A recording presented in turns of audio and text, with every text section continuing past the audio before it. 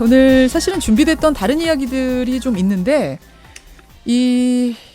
우리나라 3대 기획사 중에 하나 아니겠습니까? 웬만한 제조업 기업보다도 더 큰 매출을 자랑하고, 우리 K-팝, 한류 문화를 이끄는 선도하는 기획사에서 벌어진 일이기 때문에 간단치 않다는 생각이 들어서요. 오늘 조금 긴 시간이지만, 다 듣고 가는 게 낫겠다 싶어서 제가 조금 순서 조정을 했습니다. 그리고 지금 월간 정두원 의원이 나와 계세요. 어서 오십시오. 안녕하세요.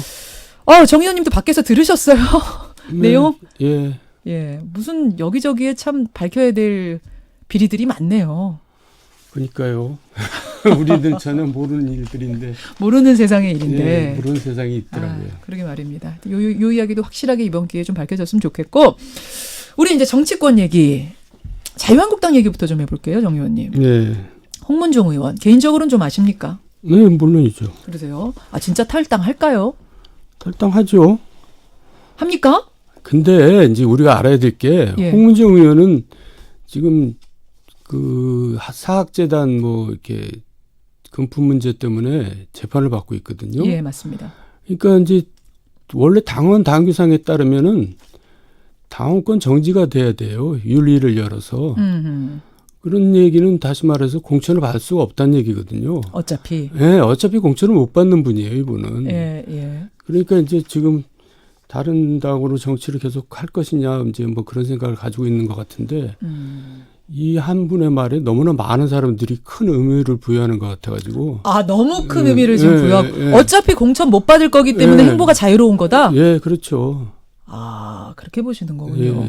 근데 지금 홍문종 의원 말에 따르면 어제 구체적으로 밝힌 건데 10월에서 12월 정도 되면 나뿐만 아니라 40-50명의 의원들이 현역 의원들이 동조해서 나갈 거다. 자유한국당 탈당 러쉬가 될 거다. 이런 이야기를 하시던데요. 너무 지나친 얘기죠. 누가 그렇게 나가겠어요? 나가서 누가 당선되겠어요? 전혀 저는 가능성이 없는 얘기라고 생각합니다. 그렇게 보십니까? 그러니까 홍 의원 정도 나가고 다른 동료는 없을 거라고 보세요. 따라 나가는 사람은 없을 거라고 보세요. 아니 이제 공천 탈락한 사람들이 몇 명 뭐 가겠죠. 근데 가가지고 뭐 신당이 됐든 대한애국당이 됐든 지역구에서 당선될 확률은 거의 없죠. 그러니까 누가 40-50명이 누가 나가겠어요. 말이 안 되는 얘기죠. 아니 그러면 지금 총선을 앞두고 실제로 어떤 공천 학살 같은 게 일어날 가능성은 있다고 보세요. 그 분위기는 어때요? 그 공천 학살이라는 말 자체도 이것도 과장된 말인데 인적 혁신을 해야죠. 왜냐하면 지금 자유한국당에는 아직도 공천 파동부터 시작해서 국정농단, 탄핵 사태에 이르면서 간신 역할을 했던 사람들이 많이 있거든요. 그대로 있어요. 그런 사람들은 국민들이 다 기억하고 있거든요. 그런 사람들이 다시 내년 국회에 재등장한다면은 자유한국당을 누가 찍겠어요. 그러니까 그런 인적 혁신을 해야 돼요. 근데 지금 그럴 것 같진 않아요. 그러니까 말하자면 그때 그 인물들이 또 황교안 대표 체제 안에서 중요한 역할들을 꽤 하고 있지 않습니까? 그 조언도 하고 있고. 그렇더라고요. 그래서 황교안 대표가 이제 뭔가 결단을 내려야 될 시간이 이제 올 것 같은데요. 굉장히 어려운 이제 처지에 빠진 거죠. 지금까지는 당에 쉽게 이제 들어와서 쉽게 안착을 한 셈인데 이제 총선에 다가오면서 공천을 겪으면서 중요한 결단을 해야 되는데 이를테면 이제 산토끼 집토끼 논쟁 아닙니까? 그러니까 이제 산토끼를 잡으려니까 집토끼가 도망가고 토끼를 잡으려니까 산토끼가 도망간다는 건데 제가 볼 때는 거기서 결단을 내려야 돼요. 뭘 잡아야 됩니까? 왜냐하면 어떤 결단? 집토끼는 결국 어디 도망가지 않아요.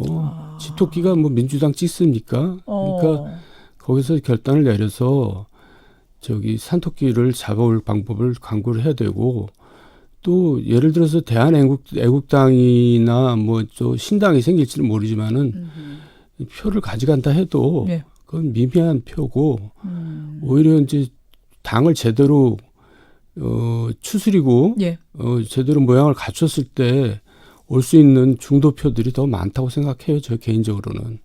그런 결단을 내려서 이제 지도력을 발휘해야 될 때가 온 거죠. 그렇다면 그런 결단이란 결국 공천에서 이른바 뭐 골수 친박 또 어떤 국정농단에서 이름이 오르내렸던 그런 인물들에 대한 과감한 배제. 우리가 말은 골수 침박이라 그러지만은 그때 정말 유치한 행동을 벌였던 의원들 많거든요.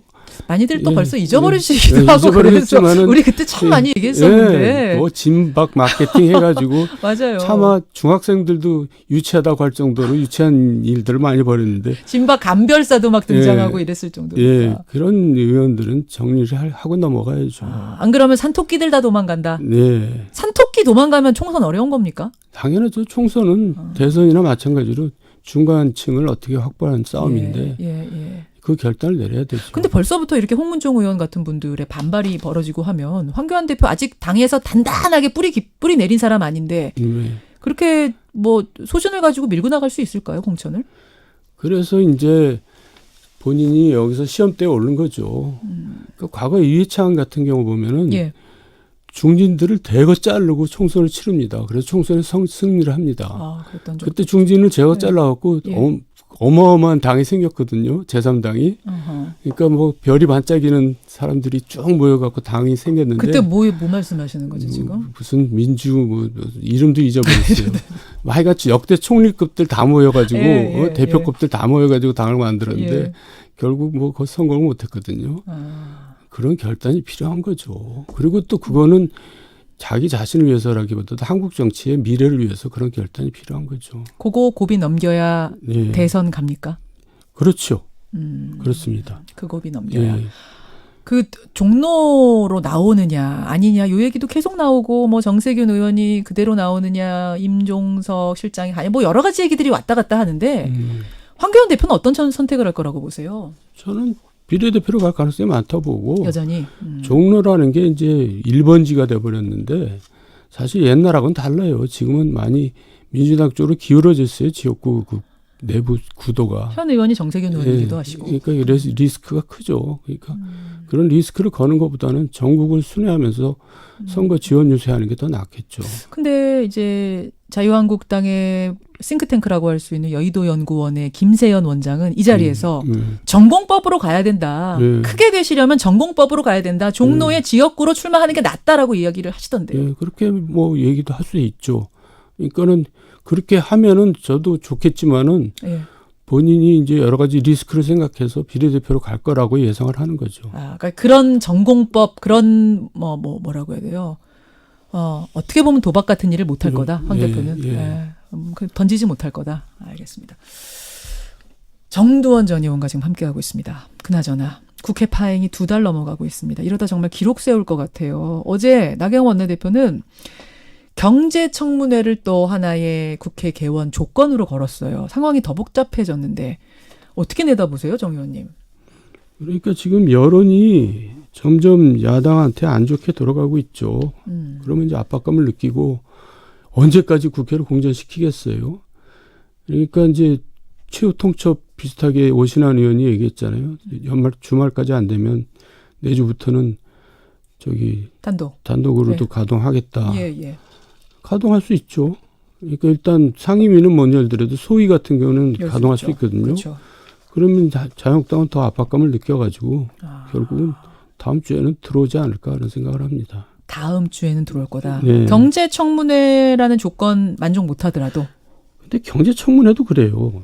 저는 여당에서 그거를 왜 또 그걸 불편해하는지 모르겠어요. 여당은 경제가 좋다는 거 아니에요? 그렇죠. 지금 청와대와 여당 청문회를 통해서 자기 경제 홍보를 하면 되지 왜 그걸 피하려고 그러는지 모르겠어요. 그럼 받아들이고. 아니 근데 또 청와대 입장에서는 여당 입장에서는 청문회라는 건 시작이 되면 뭐 누가 옳든 옳으냐 그르냐를 떠나서 또 엄청나게 싸움이 벌어질 거고 뭐 이렇게 되는 것에 대한 좀 두려움이 있는 거 아니겠습니까? 싸움이 아니라 그런 거야말로 논쟁이죠. 즉 건전한 논쟁이죠. 차라리 과감하게 받아들여라. 경제 현실에 대해서 경제 상황에 대해서 진짜 이론가들이 모여서 논쟁을 벌이는 게 좋은 거지. 그게 무슨 피할 일입니까? 저는. 그건 이해가 잘 안 가요. 근데 지금 분위기로 봐선 받아들일 것 같진 않아요. 정부 여당에서. 그럼 받아들이지 않는다고 해도 다음 주에는 열릴 거라고 보세요? 하여간 지금 자유한국당 내부에서도 이제 반발의 목소리들이 나오잖아요. 윤상현 의원도 반발의 목소리를 냈더라고요. 장제원 의원도. 지금 이 두 사람만 낸 게 아니라 많은 사람들이 그렇게 생각하고 있는 건데 두 사람이 이제 용기를 낸 거죠. 뭐라고 얘기했냐면 그냥 국회에 들어가자가 아니라 투톱 정치밖에 보이지 않는다. 장제원 의원은 그랬어요. 투톱. 황교안, 나경원 투톱 정치밖에 보이죠. 저는 장제원, 윤상현 의원이 이런 이야기를 했다는 얘기 듣고 조금 놀랐는데 이분들이 당내 이 질서에 대해서 지금 지도부에 대해서 불만이 많은 겁니까?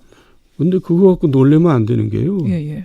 옛날에 저희들이 소장파 할 때는 별의별 얘기 다 했어요. 당에 대해서. 이런 얘기 가지고 놀랄 정도로 지금 당이 얌전해져 있는데 이런 목소리들은 당연히 나올 수 있고 또 나와야 되고 또 그런 거를 허용을 해야 되고 그래야지 민주정당이죠.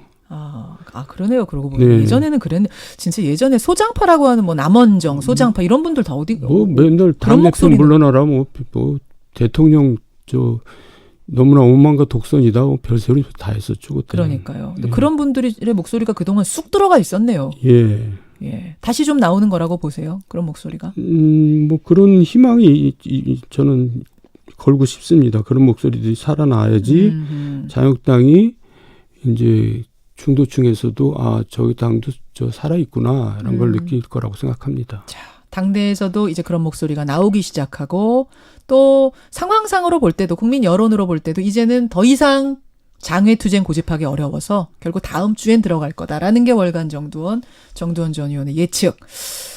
아니 이렇게 되니까요, 정 의원님. 지금 국민들 사이에서는 국민 소환제 얘기가 나와요.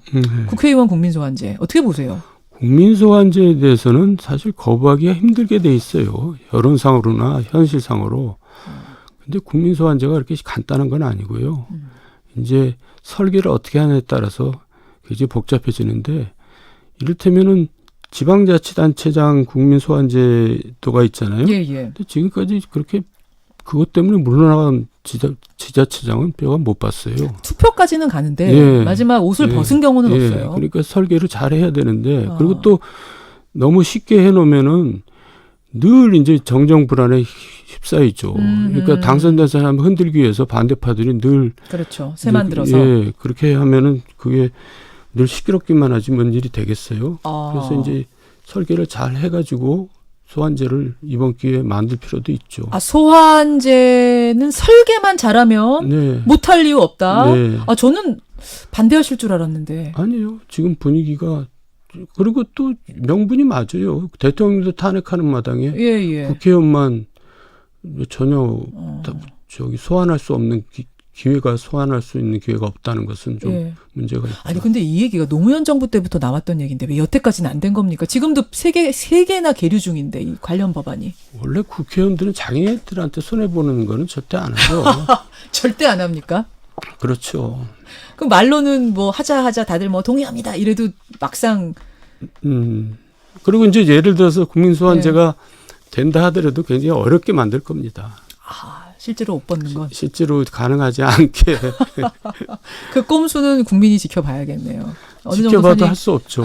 기득권을 지키는 사람들은 뭐 그런 거 상관 안 하니까요. 알겠습니다. 국민소환제. 자, 한국당과 관련된 얘기를 많이 했는데 민주당 얘기로 한번 가보죠. 민주당. 양정철 민주연구원장의 광폭 행보가 계속 이어지고 있는데 지역 자치단체장들 다 만난 것 같아요. 어떻게 보세요? 글쎄요. 이제 존재감을 키워야지 일을 할 수 있다는 생각하는 것 같아요.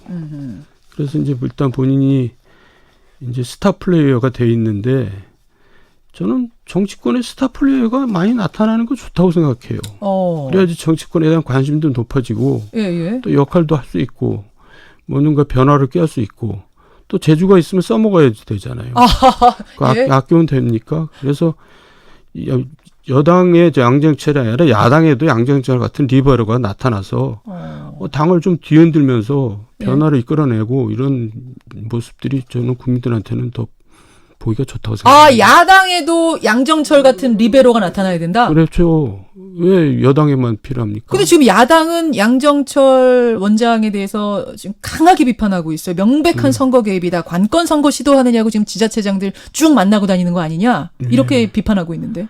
그러니까 이제 선관위에서는 MOU까지는 괜찮지만 공약을 함께 만드는 건 선거법 위반이다라고 이제 해석을 해줬는데 선거법 위반까지 가겠어요. 바보가 아닌 이상. 그리고 야당에서 오히려 양정철을 키워주고 있는 거죠. 그러니까 지금 황교안 대표도 그런 생각을 해야 돼요. 야당에도 양정철 같은 스타 플레이어들이 스타가 나와야 몇 명 나와야 된다고 생각을 해야 돼요. 그럼 오히려 부러워야 되는 거군요. 그럼요. 지금. 예. 너무 또 부러워서 이러는 건가? 그런 면도 있죠. 그런 면도 시기하는 거죠. 시기하는 게 있다. 예. 그러면 서훈 국정원장 만난 거는 어떻게 보세요? 글쎄 저 개인적으로 만나는 거예요. 누가 못 만나겠어요. 대통령도 개인적으로 만났을 텐데. 근데 이제 그게 MBC 기자가 있었다는 것이 결국은 무슨 선거 논의했다는 거에 대한 신빙성을 좀 떨어뜨리는 것 같고, 그리고 또 양정철 서훈 원장 둘이 만나는 것이 저는 좀 부적절하던 이유가 뭐냐면 국정원장 행보가 드러났다는 것이 부적절하다고 생각해요. 국정원장이 사진 기자 카메라에 잡혔다는 게 부적절하다. 만난 게 문제가 아니라. 국정원장으로서 그거는 실책이죠. 카메라에 개인적으로 만나는 게 다 잡히면 되겠어요, 국정원장이. 하긴 국정원장도 그럼 아무도 안 만나고 뭐 이렇게 살 수는 없는 건데. 본인도 정보들을 좀 여기저기 다 뭐 돌아가는 걸 알아야 할 테고. 근데 그걸 왜 잡히느냐? 왜 포착되느냐? 그게 오히려 문제죠. 그 언론에 날 때까지도 몰랐던 거 아닙니까? 몰랐죠. 그게 문제다. 알겠습니다. 예. 양정철 같은 좀 의외네요. 저는 비판하실 줄 알았는데 그게 아니라 리베로가 필요하다. 지금 한 2분 남았는데 MB 이야기로 마무리하겠습니다. 정두원 전 의원. 이명박 전 대통령 보석을 지금 희망하고 있어요. 교회 가고 싶다. 사람 만나고 싶다. 뭐 이런 이제 이유를 들면서 콜롬비아 보고타 상공회의소 측에서 이명박 전 대통령을 기조연설자로 초청했다라고 밝혔는데 근데 알고 보니까 그 상공회의소에서 이 전 대통령을 초청한 적이 없다. 뭐 이러면서 또 조금 논란이 되기도 하고 그 상황들 보셨죠? 네. 어떻게 보세요? 이 돌아가는 상황. 뭐 정확하게 알 수 있겠나요? 그렇지만은 콜롬비아에서 뭘 모르고 이제 초청할 수는 있겠죠. 그러면 이명박 대통령 측에서는 이러이러한 사정이 있으니까 우리는 갈 수가 없다 하면 될 일이지. 그걸 또 무슨 언론에 밝히고 말이죠. 뭐 왜 그러는지 모르겠어요. 그러니까 도대체 지금 본인의 처지가 어떤지를 아직도 망각하고 있는 게 아닌가 이런 생각이 들고 오히려 여론이 더 나쁘죠. 이럴수록 나빠질 거다. 근데 그러면서 얘기하는 게 김경수 지사도 되고 했는데 왜 나는 안 되느냐? 뭐 이런 이제 측근들의 얘기도 나오는 것 같아요. 뭐가 안 되죠? 그러니까 보석할 때 그 이제 조건을 걸잖아요. 그러니까 더 좀 넓혀달라 나도. 그건 이미 보석 내릴 때 결정한 건데 그걸 어떻게 더 이제 와서 어떻게 더 넓히느냐? 억지 쓰는 거라고 보세요, 좀. 그러니까 무리하는 거죠. 그러니까 아직도 좀 감을 못 잡고 있는 것 같아요. 알겠습니다. 정두원 전 의원님 오늘 하여튼 이야기를 좀 여러 가지 나누었는데 혹시 더 하고 싶은 얘기 있으세요? 아니 됐습니다. 오늘 두루두루 여야에다가 지나간 정권의 대통령까지 쭉 한번 훑어봤습니다. 월간 정두원. 건강하시고요. 네. 다음 달에 뵙겠습니다. 네, 감사합니다. 고맙습니다. 김현정의 뉴스쇼는 청취자 여러분의 참여로 이루어집니다. 트위터, 페이스북, 레인보우 게시판, 그리고 단문 50원, 장문 100원의 유료 문자 샵 1212, 우물정 1212 통해 참여하실 수 있습니다. 김현정의 뉴스쇼, 여러분과 함께 만듭니다.